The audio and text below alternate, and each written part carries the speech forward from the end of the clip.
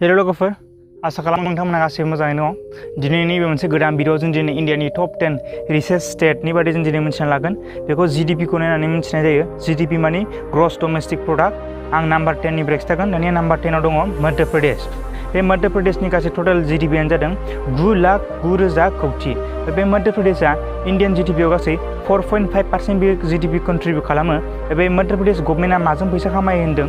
बे मध्य प्रदेश गभर्नमेन्टआ 62% खौ एग्रिकालचारनिफ्राय, 37% खौ सार्भिसेसनिफ्राय, 5% खौ इन्डास्ट्रिनिफ्राय खामायनाय जायो।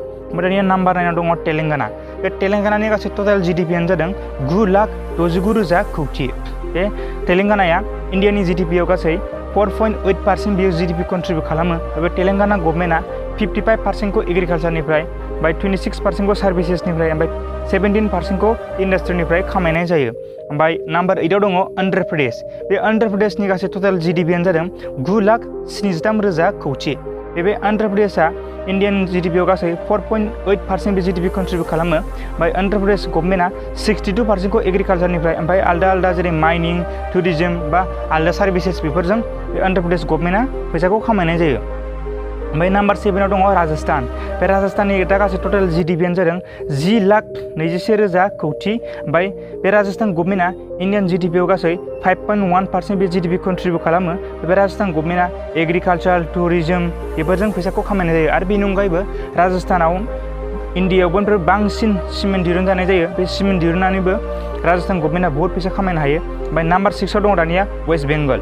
बे वेस्ट बेंगलनि टोटल जीडीपीआनो जादों 14,44,000 कौटि। बे वेस्ट बेंगलआ इन्डियान जीडीपीआव गासै 6.2% बे जीडीपी कन्ट्रिबिउट खालामो। वेस्ट बेंगलआ जोंनि इन्डियायाव एग्रिकालचार मावनायनि बेलायाव वेस्ट बेंगलाबो बहुत फेमास। आरो बे वेस्ट बेंगलावनो बयनिफ्राय बांसिन आलु प्रडाक्सन खालामजायो बोसोरफ्रामबो। आरो वेस्ट बेंगलआ साहा दिहुननायनि बेलायावबो नम्बर 2 आव दङ बे स्टेटनि बेलायाव। ओमफ्राय वेस्ट बेंगलाव मोनसे बन्दरगाह होननाय मोनसे जायगा दङ। बे माने फुरा गिदिर इन्टारनेसनेल कान्ट्रिफोरनिफ्राय माने इन्टारनेसनेल ट्रेड जायो आरोना। माने गिदिर जाहाजजों बेयाव बायदिसिना कन्टेनार सिङाव बुस्थु लाबोनानै बेयाव ट्रेड खालामलायो। ओमफ्राय बेनि थाखायबो बे वेस्ट बेंगलआ बेजोंबो बहुत फैसा खामायनो हायो। ओमफ्राय नम्बर 5 आव दं दानिया उत्तर प्रदेश। बे उत्तर प्रदेशनि टोटल जीडीपीआनो जादों 17,91,000 कौटि। बे उत्तर प्रदेशआ इन्डियान जीडीपीआव गासै 7.5% बे जीडीपी कन्ट्रिबिउट खालामो।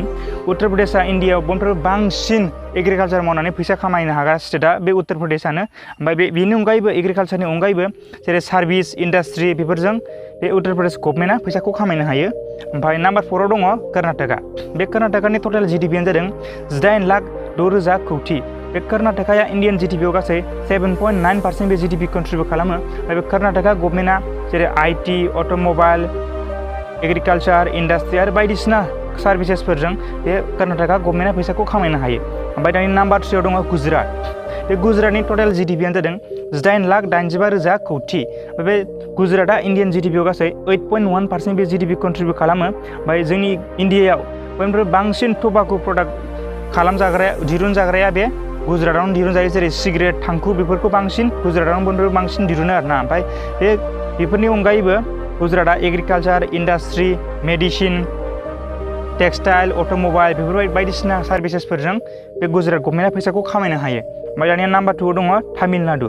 बे तामिलनाडुनि टोटल जीडीपीआनो जादों 20,92,000 कौटि। बे तामिलनाडुआ इन्डियान जीडीपीआव गासै 9.1% बे जीडीपी कन्ट्रिबिउट खालामो। बे तामिलनाडु गभर्नमेन्टआ जेरै एग्रिकालचार, अट'मबाइल, टेक्सटाइल, केमिकेल बायदिसिना आरो आलदा सार्भिसेस बेफोरजों तामिलनाडु गभर्नमेन्टआ फैसाखौ खामायनो हायो। दानिया जोंनि इन्डियानि माहाजोनसिन बा रिचेस्ट स्टेट अफ इन्डिया बेनो जादों महाराष्ट्र। आरो बे महाराष्ट्रनि टोटल जीडीपीआनो जादों 32,42,000 कौटि। आरो बे महाराष्ट्रआ हारसिङैनो इन्डियान जीडीपीआव गासै 13.1% बे जीडीपी कन्ट्रिबिउट खालामो। बे महाराष्ट्र गभर्नमेन्टआ माजों फैसा खामायनो बेयो गासै manufacture, international trade, technology, petroleum, fashion, tourism आरो आलदा सार्भिसेस बेफोरजों बे महाराष्ट्र गभर्नमेन्टआ बायदिसिना फैसा खामायनो हायो।